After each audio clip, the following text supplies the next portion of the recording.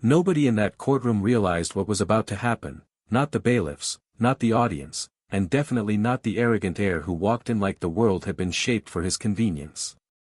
He carried himself with the swollen confidence of someone who had never been told no a single day in his life. The son of the billionaire tech CEO behind the largest artificial intelligence company on the West Coast, he was used to rooms bending around him. But what made this day different wasn't his money, nor his status, nor his entitled swagger. It was the target of his disrespect, the one person in the room he thought he could belittle without consequence.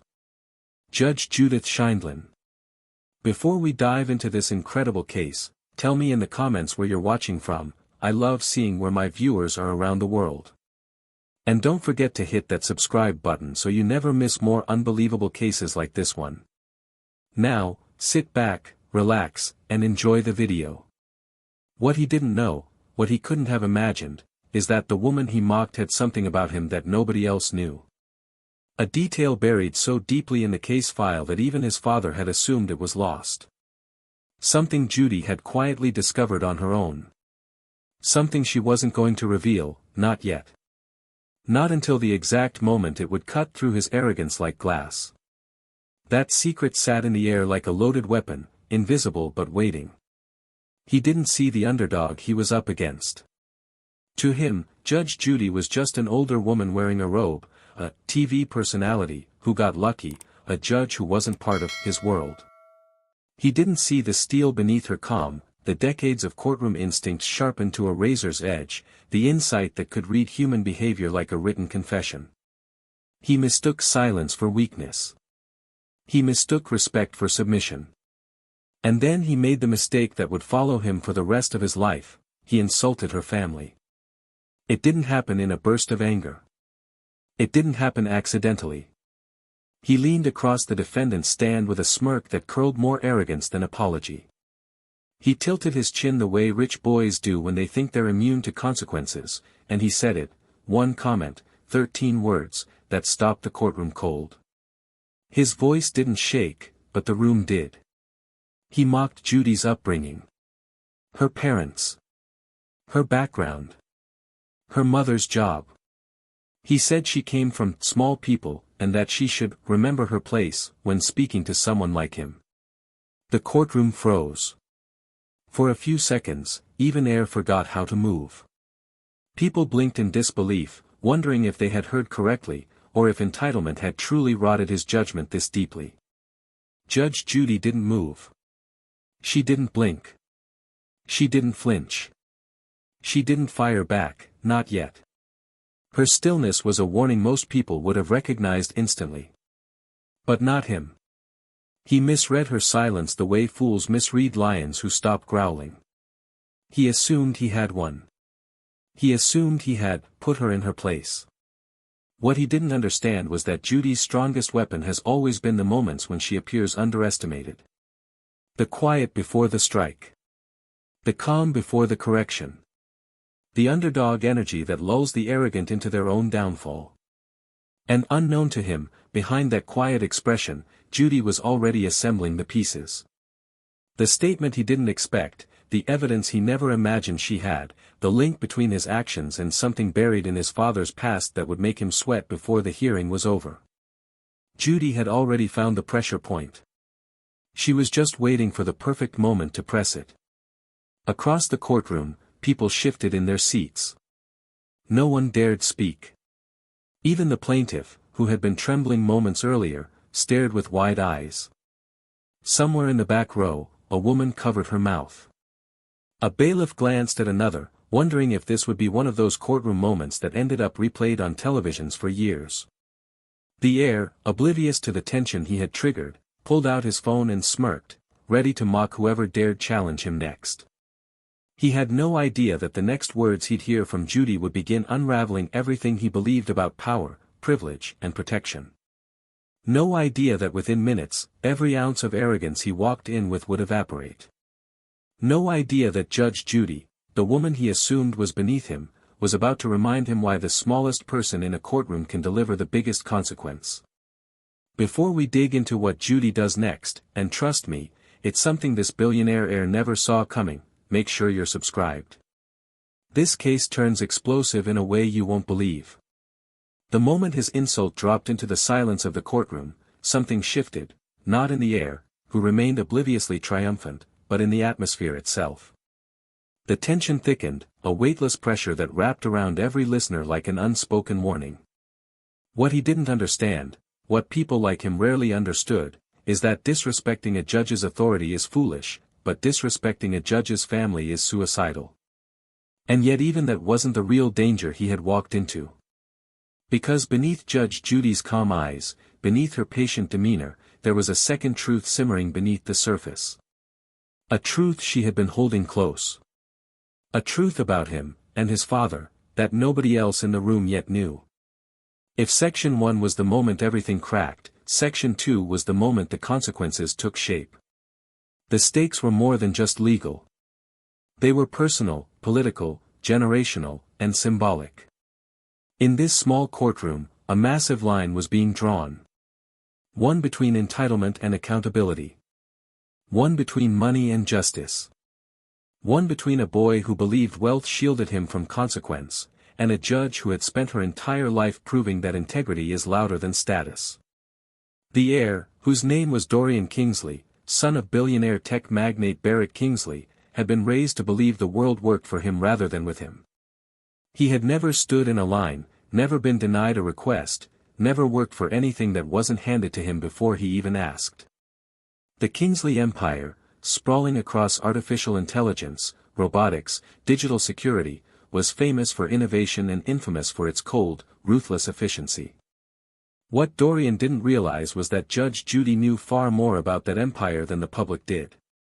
Far more than Dorian himself knew. Because 3 days before this hearing, Judy had received a sealed addendum in his case file. It was short. Only 4 sentences. 4 sentences that could detonate reputations if she ever read them aloud. 4 sentences that offered a connection between his behavior and something his father had spent years burying beneath money, NDAs, and silence. Something only Judy had bothered to investigate. That secret lingered behind her eyes every time she looked at Dorian and every time he mistook her stillness for intimidation. It made her appear even more like an underdog, quiet, measured, patient, when in reality, she was sitting on a truth that could shake the Kingsley name to its roots. But Dorian couldn't feel any of that. He only felt his own imagined superiority. So he leaned back against the stand with an arrogant ease, folding his arms, wearing that smug, dismissive smirk that had worked for him everywhere else. The courtroom was beneath him. The plaintiff was beneath him. Judy, in his mind, was embarrassingly beneath him. What he didn't know was one simple thing: the higher a man builds his throne on arrogance, the farther he falls when the truth knocks him down. And Judy was about to knock. But before she could begin dismantling him, the stakes needed to be understood by the audience, because this wasn't just another spoiled rich kid meltdown. It wasn't just another courtroom embarrassment. It wasn't even just a public humiliation waiting to happen. The stakes of this case were far larger. The plaintiff standing across the room was a former employee of Kingsley Technologies, fired without warning, underpaid for years, threatened with legal retaliation if he spoke about certain internal practices. He claimed that Dorian Kingsley had used his family's influence to sabotage his career after an argument Dorian didn't even remember because, to him, service-level workers weren't people. They were obstacles. The lawsuit itself was small compared to the Kingsley fortune. But the implications were not. A ruling from Judge Judy wasn't just a verdict, it was a mirror. A mirror held up to wealth, power, and the assumption that money erases wrongdoing. What Judy understood, and what Dorian could not fathom, is that this kind of entitlement corrodes systems from the inside. It teaches the privileged that they are above consequence and teaches the unprivileged that justice is a currency they cannot afford. Judy had spent her life fighting that mentality, in real courts and on television courts alike. And now, she faced it again, not in the form of a corporation, but in the form of its heir. A boy who represented everything she had warned society about for decades. But the stakes weren't only societal, they were deeply personal for Judy. Because the insult he had just thrown at her family struck at memories she carried with quiet pride. Her father's hard work. Her mother's sacrifices. The values that made her who she was. The years of struggle before she ever wore a robe or sat behind a bench. He had insulted the foundation of her life, and every viewer would soon understand why that mattered more than any insult thrown at her directly. Yet Judy still didn't retaliate. She didn't raise her voice. She didn't show anger. That restraint was strategic. Arrogant people don't fear rage. They expect rage. What terrifies them is silence. Measured, intelligent silence. And Judy's silence was already gripping the room like a vice. Meanwhile, the audience inside the courtroom was beginning to sense something was off. Something about Judy's expression wasn't the usual irritation or disappointment. It was something deeper. Something heavier. Almost like she was holding back a revelation that would change the tone of the entire hearing. People exchanged looks, whispering that this case felt different, not just disrespectful, but dangerous. Even the plaintiff, who moments ago had been shrinking under Dorian's arrogance, now sensed a shift. His eyes flicked from Judy to Dorian and back again, as if he too could feel the tension building towards something explosive and inevitable. But Dorian? He was blissfully unaware of the stakes surrounding him. He thought he was playing a game. He thought he was in control. He thought this would end like every confrontation he had ever had, with people backing down. But he didn't understand that the quiet woman in front of him had already found the one thing he never expected anyone to see. And she was waiting. Waiting for him to take one more step. One more disrespect. One more mistake. Because when she finally revealed the truth she had discovered about him and his father, the courtroom would shift from a place of arrogance, to a place of reckoning. And this time, not even a billionaire could save him. From the moment Dorian Kingsley stepped into that courtroom, he didn't just enter the space, he claimed it. Not with authority, but with that brand of casual, oblivious entitlement that only comes from a lifetime of doors opening before knock, rules bending before request, and people lowering their heads before their own dignity. He strutted in wearing a designer sweater draped like a cape, sleek smartwatch lighting up with constant notifications, hair sculpted into perfection as if he'd arrived from a private stylist rather than a courthouse hallway. He didn't bother sitting when instructed. He didn't bother acknowledging the plaintiff. He didn't bother pretending respect. He carried himself like the courtroom was a temporary stage beneath him, a mere inconvenience blocking his path to a rooftop brunch in Malibu. And when the bailiff asked him to silence his phone, he didn't apologize, he rolled his eyes, muttered under his breath, and let it buzz in his hand as a show of dominance. Judge Judy watched him quietly, the same way a hawk watches a mouse pretending it's a lion. Her expression neutral, almost bored. To Dorian, that neutrality looked like weakness. To the courtroom, it looked like a storm slowly pulling breath before it drops. He smirked at her, actually smirked. Leaned back on the witness stand like it was a lounge chair. Then he opened with the line that told everyone exactly who he was, "Let's make this quick. My father has meetings today, and I'm supposed to join him." He said it loudly, as if the mere mention of meetings would elevate his importance above every single person in the room. Judy didn't respond. She didn't flinch. She simply asked him to confirm his name for the record. That set him off. He scoffed. "You don't know who I am." He said it as if forgetting someone's celebrity identity was a personal insult. As if Judy owed him recognition. As if he was somehow above the process he was forced to stand in. The audience shifted uncomfortably.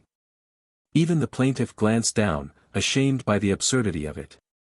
But Dorian didn't notice any of it. He wasn't there to defend himself.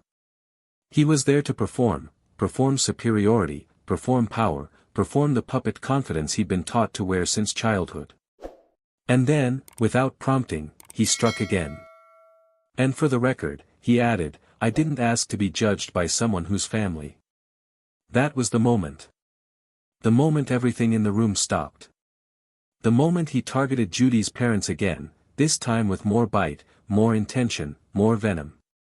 He finished the sentence. The courtroom gasped. A woman in the second row covered her mouth. A man from the back whispered, "Oh no," in genuine fear. Even the bailiff's eyebrows shot upward, unsure if he'd just watched the worst mistake of Dorian's life. But Judge Judy didn't react the way he expected. She didn't yell. She didn't slam her gavel. She didn't snap back with the fire she was famous for. She simply looked at him. A slow, calm, almost delicate look, like she was studying a specimen under glass. The silence stretched so long that Dorian laughed to fill it. A nervous chuckle, sharp and misplaced. He thought he'd flustered her. He thought he'd won.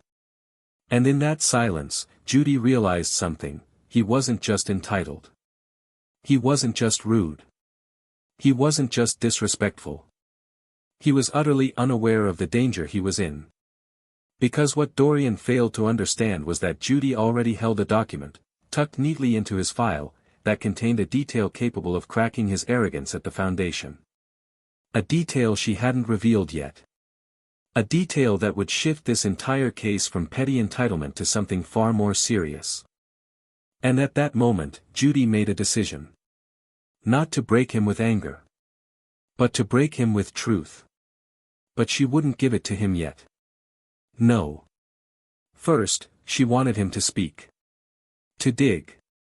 To display more of the arrogance she planned to dismantle later with surgical precision. So she asked, in her calmest voice, "Continue." 2 syllables. Yet somehow, the most terrifying permission he'd ever been given. Dorian straightened, emboldened. He mistook the invitation for weakness again. He mistook silence for surrender. And that mistake would build the perfect path toward the moment Judy would pull out the hidden card he never knew existed. Because in a few minutes, the insult he just repeated, about her family, her upbringing, her small background, would collide headfirst with the secret she had discovered about his family. And when that happened, the courtroom wouldn't just shift. It would erupt. It didn't take long for Judge Judy to recognize exactly what she was dealing with. She had met arrogant defendants before, thousands of them, but there was something uniquely dangerous about Dorian Kingsley. Not because he was powerful, not because he was wealthy, not because of his billionaire father.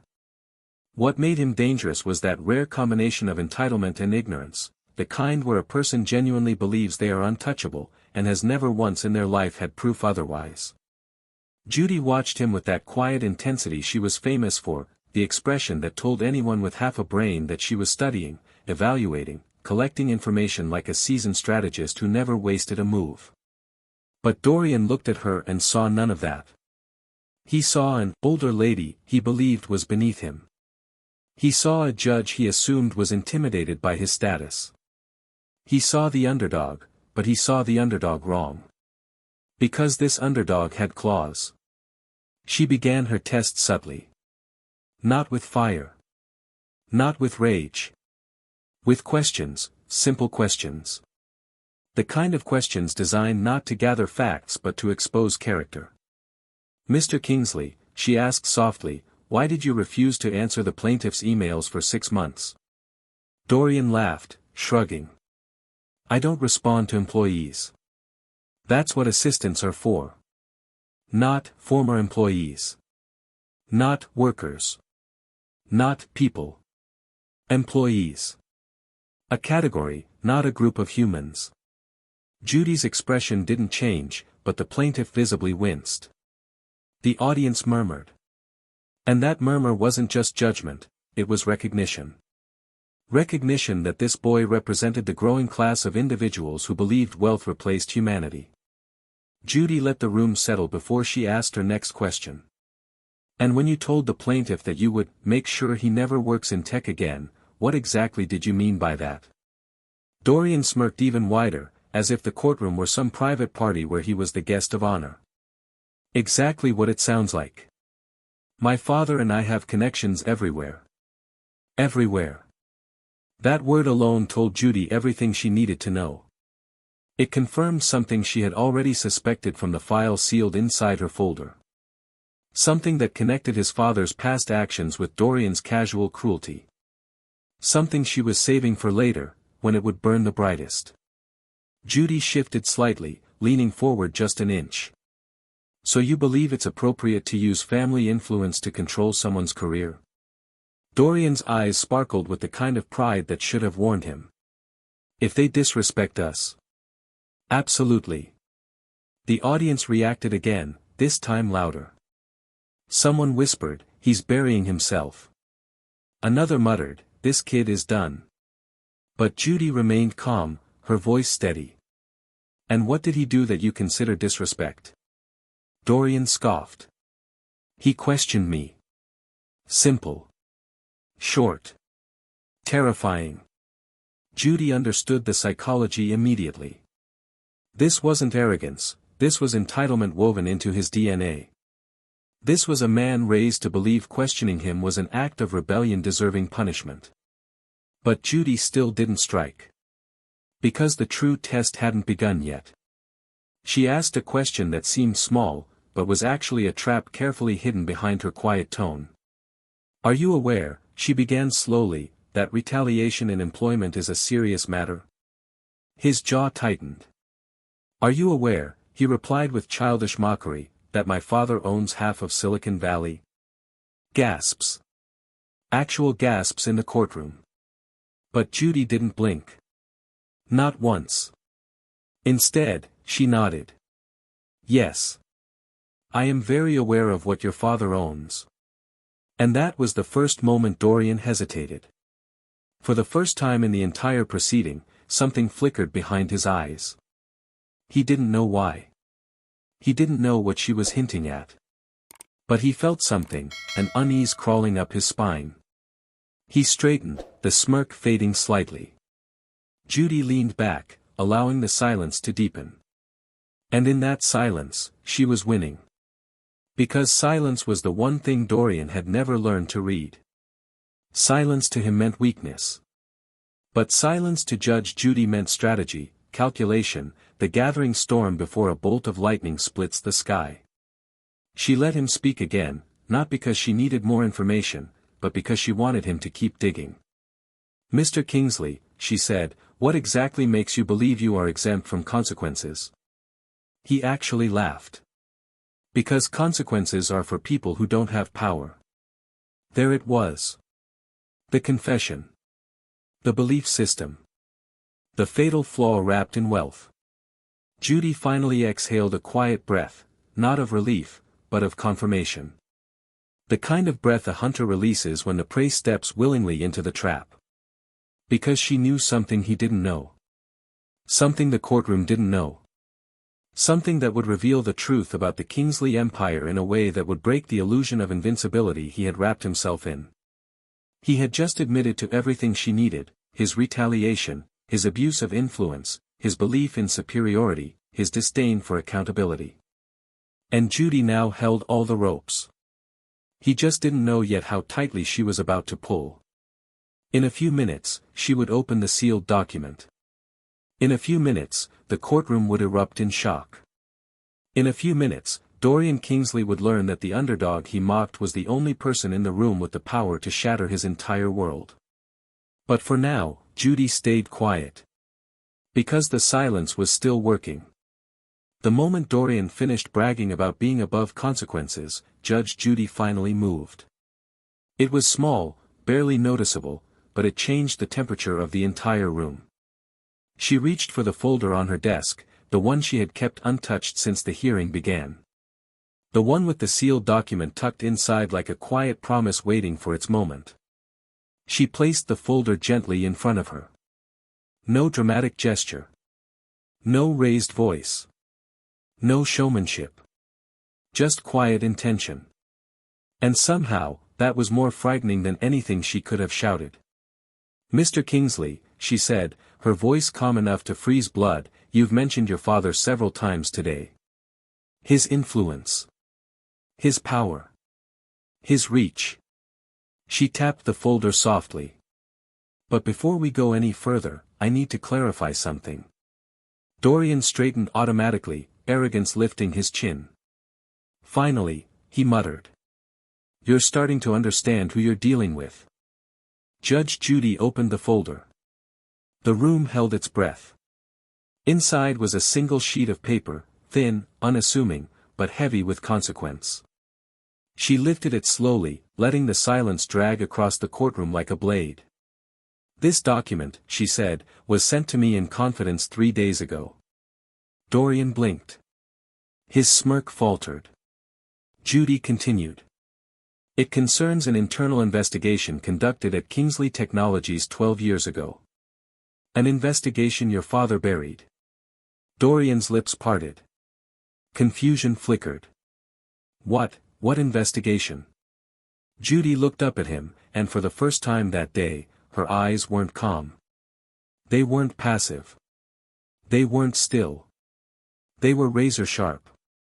An investigation, she said, into a data breach linked to your father's executive suite. A breach that compromised thousands of employees' private financial information. She paused. And according to this report, the digital footprint traced back to a single user. The room froze. One, Judy repeated quietly. You. The shock hit like thunder. The audience gasped. The plaintiff nearly dropped his pen. Even the bailiff stiffened, eyes widening. Dorian stared at her, mouth open, pulse pounding visibly in his neck. That's impossible, he stammered. I was a teenager. Yes, Judy said. A teenager with unrestricted access to your father's systems. A teenager who accidentally triggered a breach. A teenager whose father spent millions covering the tracks so your reputation would stay clean. Dorian's hands began to shake. And now, Judy continued, her tone firm but deadly precise, you stand here bragging about power you did not earn, influence you do not deserve, and immunity you believe you inherited. She leaned forward slightly. Let me make something clear. Your father may have protected you then, but you are not a child anymore. And today, in this courtroom, you stand on your own. Dorian swallowed hard. The arrogance was gone. Entirely gone. In its place was the dawning horror of a man realizing his shield had just been stripped away. Judy folded the document and set it aside. My verdict, she said, will be delivered without regard to your name, your father's empire, or the delusions of superiority you've wrapped yourself in. The courtroom was silent. And in that silence, the billionaire's son finally understood. He wasn't facing the underdog. He was facing justice. The courtroom didn't breathe for several seconds. It was as if Judy had detonated a silent explosive, one that shattered every layer of entitlement Dorian had wrapped himself in. He stood there frozen, color draining from his face, eyes darting from Judy to the folder and back again, as if searching for an escape route that no longer existed. For the first time, he wasn't performing. He wasn't smirking. He wasn't posturing. He was terrified. Judge Judy didn't revel in it. She didn't smirk or smile or gloat. That wasn't her style. Her power never came from humiliation, only from truth. And this truth had landed harder than any punishment she could deliver on paper. Outside the courtroom, news traveled at lightning speed. A reporter waiting in the lobby caught wind of the commotion and sent out a message that spread across social media within minutes. Words like, data breach, cover-up, and, billionaire's son exposed, trended before the court adjourned. Dorian didn't even notice the storm brewing outside, he was still trapped in the implosion happening inside his own chest. When court broke for recess, he walked out in a daze. His phone vibrated uncontrollably, unread messages, missed calls, urgent alerts. He didn't dare look. He didn't have to. He knew who it was. His father. Barrett Kingsley. The man who could intimidate CEOs, pressure senators, and silence entire legal departments with a single directive. Barrett arrived 10 minutes later, stepping out of a black electric SUV as cameras flashed like lightning around him. He was tall, impeccably tailored, and carried the presence of someone who built empires by crushing obstacles. But today, there was a tension in his posture, a sharpness behind his eyes that signaled he already knew this would not be a conversation he could control. He found Dorian in a corner of the hallway. The boy looked smaller than he had minutes ago, stripped of his arrogance, clutching his phone like a lifeline fraying between his fingers. "Dad," he whispered, voice cracking. Barrett didn't shout. He didn't threaten. He didn't roar the way rumors suggested he did behind closed doors. He simply looked at his son with cold, impossible disappointment. "Do you understand what you've done?" he asked quietly. It was the quiet that hurt more than anger ever could. Dorian tried to explain, stuttering, I didn't think. "That," Barrett said, "is the problem. You never think." He dragged a hand down his face, a gesture that revealed years of shielding, covering, repairing, defending. "I protected you once," he said. "I buried a scandal that could have destroyed us. And you walked into a courtroom and bragged about power you didn't earn." Dorian flinched. Reporters circled like vultures outside the glass. A security guard approached, asking them to step into a private conference room. Barrett followed, still stone-faced. "You insulted a judge," Barrett said. "Not just any judge. Her. You made our family look like tyrants." His voice shook, not with rage, but with the weight of a man realizing the empire he built could be damaged by a single careless error. Dorian's voice broke. "What do I do?" Barrett stared at him for a long moment. "You take responsibility." The words tasted foreign in Dorian's ears. "You will apologize," Barrett continued. "To the plaintiff. To the court. And especially to Judge Scheindlin. And you will accept whatever consequences follow." Dorian nodded weakly. For the first time in his life, he wasn't being shielded. He wasn't being rescued. The world wasn't bending around him. And Barrett ended the conversation with a sentence that shook his son deeper than any verdict could. "If you ever want to inherit anything from me, not money, not status, not respect, you will learn humility today." When they returned to the courtroom, the future of the Kingsley legacy hung in the air. And Judge Judy? She sat quietly, waiting. Not as the underdog anymore, but as the one person in the room holding the truth that could change everything. When court reconvened, the room was heavier than it had been all day. Even the air moved differently, thick with the aftermath of revelation and the anticipation of what was about to unfold. Dorian entered first, no longer strutting, no longer swinging arrogance like a weapon. His steps were slower, his posture smaller, and his eyes carried the stunned humility of someone who had finally collided with the truth of his own actions. Barrett Kingsley followed behind him, not as a billionaire CEO, not as a titan of industry, but as a father who had finally realized his son's greatest flaw was one he had unknowingly cultivated. And Judge Judy, sitting with her usual calm, watched them approach with an expression that wasn't angry or vindictive. It was steady. Fair. Unshakably just. When the hearing resumed, Judy folded her hands, her gaze cutting through the tension with ease.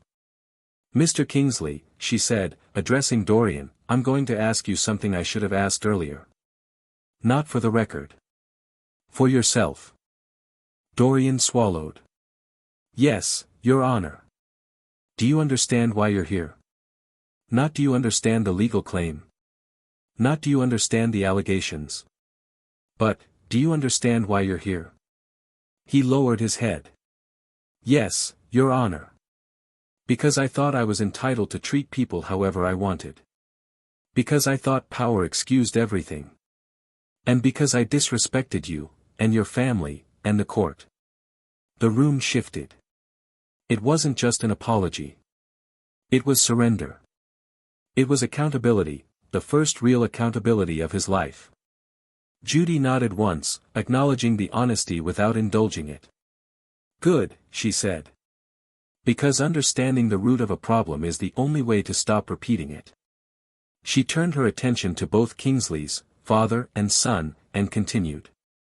Mr. Kingsley Sr., you spent years protecting your son from consequences. I'm sure you believed it was love. But shielding someone from responsibility is not protection. It is paralysis. Barrett lowered his gaze, a man unaccustomed to being corrected, yet unable to deny the truth in her words. And you, young man, Judy said, turning back to Dorian, came in here believing that money makes you untouchable. But today, you learned something your father's wealth never taught you. A pause. Silence. And then. Respect is earned. Not inherited. It hit Dorian harder than the reveal, harder than the document, harder than anything said that day. Tears didn't fall, but the tremor in his breathing gave him away. For the first time, he wasn't performing for a courtroom. He was listening. Judy delivered her verdict with precision: financial compensation for the plaintiff, mandatory community service, and a formal written apology. Nothing excessive. Nothing vindictive. Just justice. As they exited the courtroom, Dorian turned back one last time. He didn't speak, but the look in his eyes said what words couldn't: thank you for not letting me stay the person I was. Outside, cameras flashed, reporters swarmed, and the world waited for the next headline. But Judy remained in her chair, calm, unbothered, unchanged. She hadn't humiliated a billionaire's son.